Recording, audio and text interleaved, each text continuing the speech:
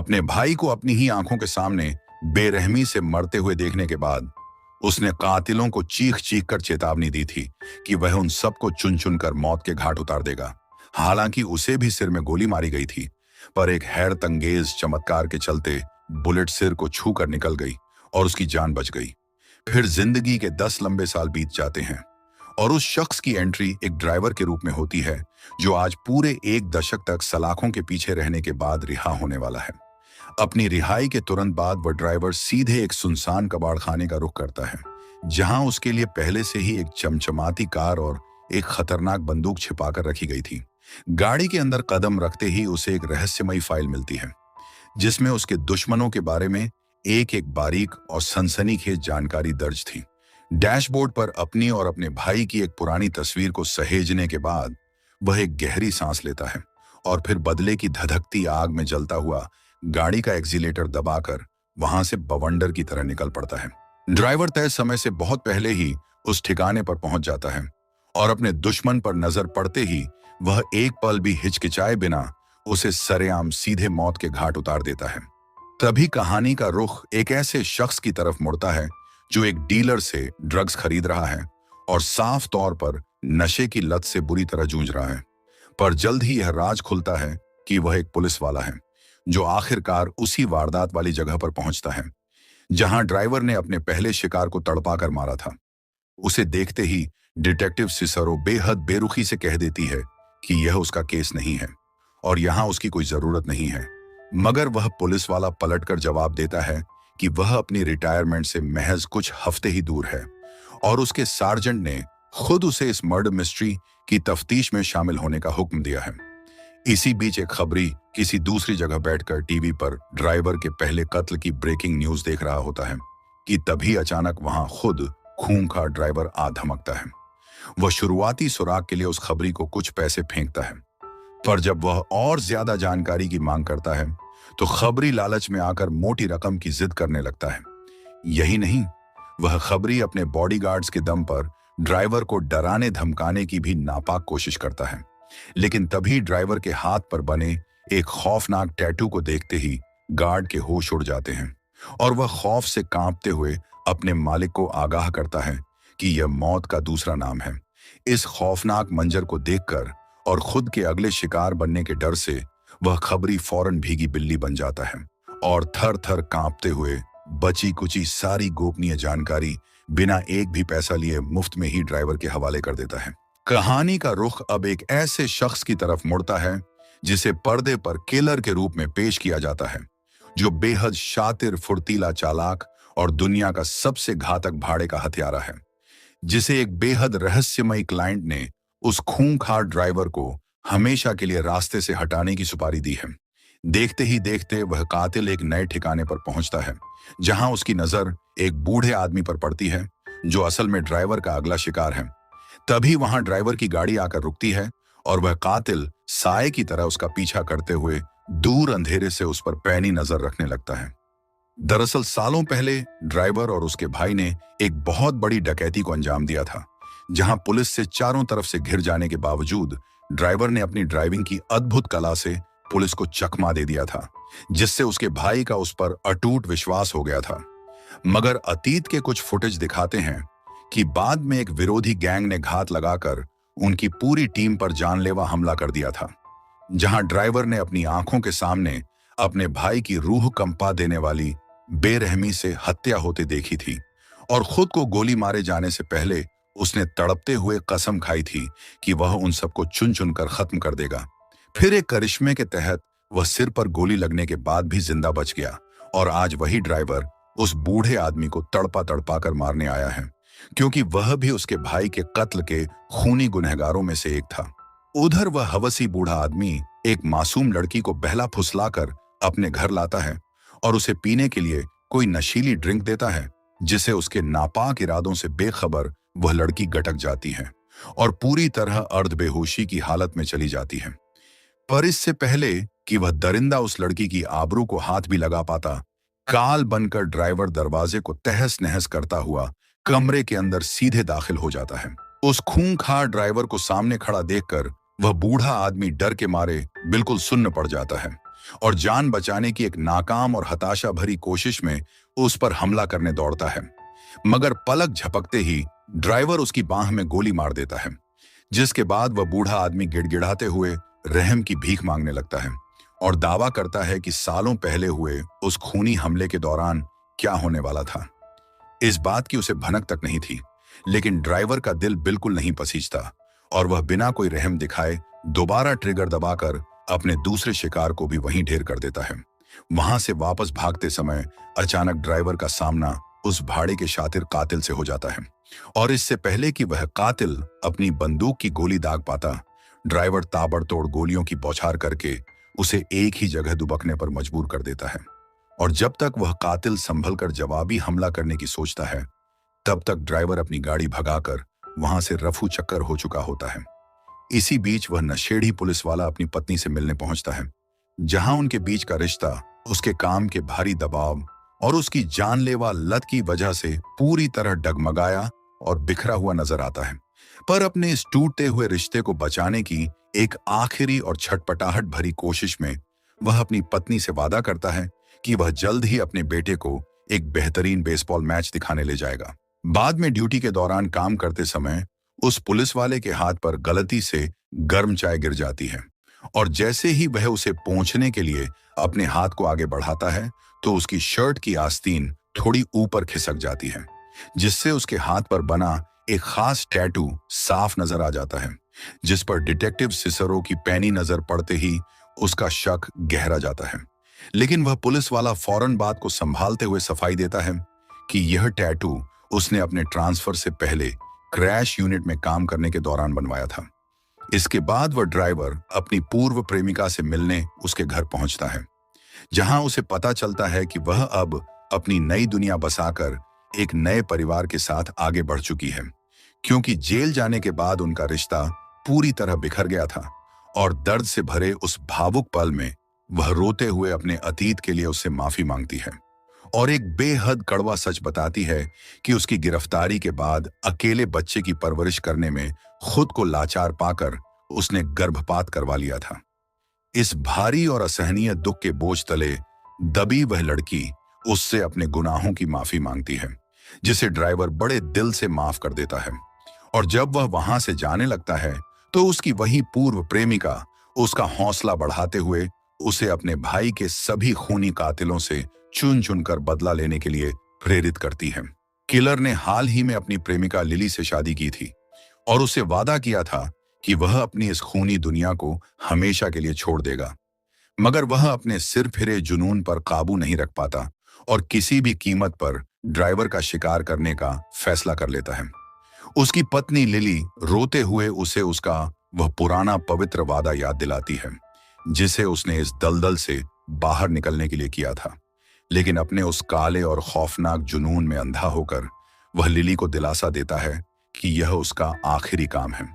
जिसके बाद वह हमेशा के लिए इस काली दुनिया से संन्यास ले लेगा। दूसरी तरफ ड्राइवर अपने तीसरे शिकार होविस निक्सन का पता लगा लेता है, जो एक नाइट क्लब में गार्ड की नौकरी कर रहा है। ड्राइवर उसे वॉशरूम में ले जाकर घेर लेता है और मौत को सामने देख हैरान परेशान होविस अपनी जान बचाने के लिए चाकू तानकर ड्राइवर पर टूट पड़ता है, पर ड्राइवर फुर्ती से बचते हुए एक नुकीले बर्फ तोड़ने वाले सुए से उस पर लगातार और बेरहमी से ताबड़तोड़ वार कर देता है। खून से लथपथ और दम तोड़ता हुआ होविस कांपते हाथों से अपना फोन ड्राइवर की तरफ बढ़ाता है और गिड़गिड़ाते हुए विनती करता है कि वह उसके बेटे को बता दे कि उसका बाप अपनी गलतियों के लिए शर्मिंदा था। ड्राइवर उस नंबर पर कॉल लगाता है और जब दूसरी तरफ से वह मासूम बच्चा पूछता है कि क्या कुछ गलत हुआ है, तो ड्राइवर बेहद ठंडे और भारी लहजे में बस इतना जवाब देता है, हाँ। इसी बीच वह पुलिस वाला अपने बेटे के साथ फुर्सत के कुछ शांत पल बिताता है, जहां वह मासूम बच्चा बेहद मायूस होकर कबूल करता है कि उसे लगता है कि वह किसी भी काम में अच्छा नहीं है। लेकिन वह पुलिस वाला उसका हौसला बढ़ाते हुए कहता है कि केवल निरंतर अभ्यास ही उसे बेहतर और कामयाब बनाएगा। बाद में जब वह पुलिस वाला घर लौटता है, तो अपनी पत्नी को पूरी तरह नशे में धुत हालत में पाता है, जो अतीत के भारी गुनाह और कड़वाहट के बोझ तले दबी हुई उसे रहस्यमयी अंदाज में कहती है कि उन्होंने अतीत में जो कुछ भी किया है, उसकी वजह से वे दोनों सीधे नर्क में जाएंगे। उधर अपने अगले शिकार की तरफ बढ़ते समय ड्राइवर को रेडियो पर खबर मिलती है कि होविस अभी भी अस्पताल में जिंदगी और मौत के बीच जंग लड़ रहा है। जिसके बाद अपने अतीत की एक दर्दनाक झलक देखने के बाद ड्राइवर बेरहमी से अपनी गाड़ी पीछे मोड़ लेता है। वह सीधे अस्पताल पहुंचकर ऑपरेशन थिएटर के अंदर तबाही मचाते हुए घुस जाता है और होविस पर अंधाधुंध कई गोलियां दागकर उसकी तड़पती हुई मौत पक्की कर देता है। अस्पताल में पहले से ही मौजूद वह पुलिस वाला ड्राइवर को देखते ही उसका पीछा करता है और दोनों के बीच एक भयानक मुठभेड़ शुरू हो जाती है। जब वह पुलिस वाला मुस्तैदी से ड्राइवर को तलाश रहा होता है, तभी ड्राइवर अचानक साए की तरह उसके ठीक सामने आ धमकता है, जिससे पुलिस वाले को संभलने का एक पल भी मौका नहीं मिलता और अपनी मौत को निश्चित मानकर वह घुटनों के बल बैठकर हार मान लेता है। लेकिन तभी पुलिस वाले के सीने पर लगे सरकारी बैज को देखते ही ड्राइवर अपना इरादा बदल देता है और ट्रिगर दबाए बिना ही अंधेरी रात के साए में गायब हो जाता है। गाड़ी चलाते समय ड्राइवर के पास होविस के बेटे का फोन आता है, जो उसे ढूंढकर बेरहमी से मौत के घाट उतारने की धमकी देता है, जिस पर ड्राइवर उसे डंके की चोट पर चुनौती देते हुए आगाह करता है कि आगे का रास्ता बहुत लंबा और खौफनाक अंधकार से भरा है। तभी अचानक वहां किलर की गाड़ी पहुंचती है और सड़कों पर तेज रफ्तार का एक रोमांचक और रोंगटे खड़े कर देने वाला सफर शुरू हो जाता है, जहां ड्राइवर अपनी ड्राइविंग की हैरत अंगेज कला का प्रदर्शन करते हुए किलर को अपने जाल में फंसा लेता है। वह किलर पर अपनी बंदूक तानता है, मगर केवल उसकी गाड़ी के टायरों को निशाना बनाता है। लेकिन किलर भी हार न मानते हुए जवाबी हमला करता है और उसकी दागी हुई गोली सीधे ड्राइवर की गर्दन को चीरते हुए निकल जाती है, जिसके बाद गंभीर रूप से घायल ड्राइवर किसी तरह वहां से सुरक्षित भागने में कामयाब हो जाता है। वह लहूलुहान हालत में एक मकान में दाखिल होता है और सामने खड़ी एक महिला पर बंदूक तान देता है, जो कोई और नहीं बल्कि खुद उसकी मां निकलती है। वह गुस्से में तमतमाते हुए अपने पिता का ठिकाना जानना चाहता है, पर मां भारी मन से यह दर्दनाक राज खोलती है कि उसके पिता की तो सालों पहले ही मौत हो चुकी है। जब उसकी मां दर्द से कराहते ड्राइवर के घाव पर टांके लगा रही होती है, तो वह उससे पूछती है कि उसे सलाखों से बाहर आए कितना वक्त बीत चुका है, जिस पर ड्राइवर बस इतना जवाब देता है कि महज कुछ ही दिन। फिर ड्राइवर अपने दिल का बोझ हल्का करते हुए कबूल करता है कि उसे हमेशा से लगता था कि उसके पिता ने ही उसके भाई की हत्या करवाई थी, पर उसकी मां इस बात से साफ इनकार कर देती है और उसे यकीन दिलाती है कि उनके पिता उससे बेहद प्यार करते थे और उस भयानक हादसे में ड्राइवर की कोई गलती नहीं थी, जिसके साथ ही वह बचपन में अपने बेटों की रक्षा न कर पाने की लाचारी पर बेहद भावुक होकर उससे रोते हुए माफी मांगती है। ड्राइवर का कहना है कि उसका भाई ही इकलौता ऐसा शख्स था जो उसकी सच्चे दिल से परवाह करता था, जिस पर उसकी मां पूछती है कि अगर उसका भाई उसकी इतनी ही परवाह करता था तो उसने उसे इस खतरनाक खेल में क्यों घसीटा। तब ड्राइवर खुलासा करता है कि उसके भाई का पुराना ड्राइवर ऐन वक्त पर पीछे हट गया था और क्योंकि उसका भाई गलत लोगों के कर्ज के जाल में फंसा हुआ था, इसलिए उसने खुद आगे बढ़कर अपने भाई की मदद करने का फैसला किया था। अपने प्यारे भाई की अस्थियों को अपने साथ लिए ड्राइवर अब अपने आखिरी शिकार की तरफ कदम बढ़ाता है, जबकि दूसरी तरफ किलर और पुलिस दोनों ही साए की तरह उसके बेहद करीब पहुंचकर उसका घेरा कस रहे होते हैं। आखिरकार वह जेड को ढूंढ निकालता है, जिसका जीवन अब पूरी तरह बदल चुका है और वह अपने काले अतीत के पापों का प्रायश्चित करने के लिए एक घूमता हुआ धर्म प्रचारक बन चुका है। जेरड अचानक ड्राइवर को अपने सामने जिंदा खड़ा देखकर हक्का बक्का रह जाता है। वह थरथराते हुए सफाई देता है कि उसने शुरुआत में यह काम सिर्फ आसान पैसों के लालच में स्वीकार किया था, जहां उसका काम सिर्फ दरवाजे पर नजर रखना था। लेकिन जब बाकी दरिंदों ने उसके भाई को बेरहमी से मौत के घाट उतार दिया, तो वह गहरे पछतावे और आत्मग्लानि की आग में जलता हुआ उस खूनी मंजर को छोड़कर वहां से भाग खड़ा हुआ था। जेड अपना गुनाह कबूल करता है और धर्म की राह पर चलने की बात बताते हुए रो रो कर माफी की भीख मांगता है, पर बदले की धधकती आग में अंधा हो चुका ड्राइवर उसे माफ करने से साफ इनकार कर देता है। तब जेड उसे आगाह करता है कि उसका दिल नफरत से भर चुका है और शैतान के वश में आ गया है, जिसके बाद वह ईश्वर से प्रार्थना करने लगता है। आखिरकार ड्राइवर का दिल पसीज जाता है और वह जेड पर गोली न चलाकर हवा में फायर करता है और उसे दिल से माफ कर देता है, जिसके बाद वह जेड को अपने हंसते खेलते परिवार के पास वापस लौट जाने के लिए कहता है। चर्च के अंदर ड्राइवर नम आंखों से अपने हाथ में अपनी और अपने भाई की आखिरी तस्वीर थामे खड़ा होता है, कि तभी अचानक वहां किलर आ धमकता है और उस पर अपनी मौत बरसाती बंदूक तान देता है। उधर बाहर वह पुलिस वाला भी उसी ठिकाने पर पहुंच जाता है और डिटेक्टिव सिसरो को फोन करके खबर देता है कि दोनों संदिग्ध चर्च के अंदर ही मौजूद हैं। सिसरो उसे बैकअप फोर्स के आने तक इंतजार करने का सख्त हुक्म देती है, लेकिन वह पुलिस वाला किसी की सुने बिना अकेले ही अंदर जाकर इस खूनी खेल को खत्म करने का फैसला कर लेता है। वह किलर ड्राइवर को आमने सामने की खूनी जंग के लिए ललकारता है, मगर ड्राइवर बेहद शांति से कहता है कि उसकी उससे कोई निजी दुश्मनी नहीं है। इसे अपनी भारी तौहीन समझकर किलर गुस्से में चीखते हुए दावा करता है कि वह कई दिनों से ड्राइवर को मौत के घाट उतारने के लिए दर दर भटक रहा है और अब वह अपने काम के लिए सम्मान और एक बराबरी का मुकाबला चाहता है। तभी अचानक वह पुलिस वाला चर्च के अंदर दाखिल होता है और अपनी सरकारी धौंस दिखाकर किलर को बंदूक नीचे गिराने पर मजबूर कर देता है। फिर पलक झपकते ही वह धोखेबाज पुलिस वाला अचानक ड्राइवर की छाती में गोली दाग देता है, जिसके बाद यह रोंगटे खड़े कर देने वाला राज खुलता है कि उस किलर को ड्राइवर की सुपारी देने वाला कोई और नहीं बल्कि खुद वह भ्रष्ट पुलिस वाला ही था। वह पुलिस वाला बड़े घमंड से कबूल करता है कि क्योंकि किलर अपना काम तमाम करने में नाकाम रहा, इसलिए उसे खुद इस खूनी खेल में अपने हाथ काले करने पड़े। किलर को अब जाकर एहसास होता है कि ड्राइवर को पुलिस वाले के इस घिनौने सच की जरा भी भनक नहीं थी, लेकिन तभी वह पुलिस वाला अट्टहास करते हुए खुलासा करता है कि जब उसने अस्पताल में ड्राइवर को जिंदा छोड़ दिया था, वह तभी जान गया था कि ड्राइवर उसकी जान का सबसे बड़ा दुश्मन बन चुका है।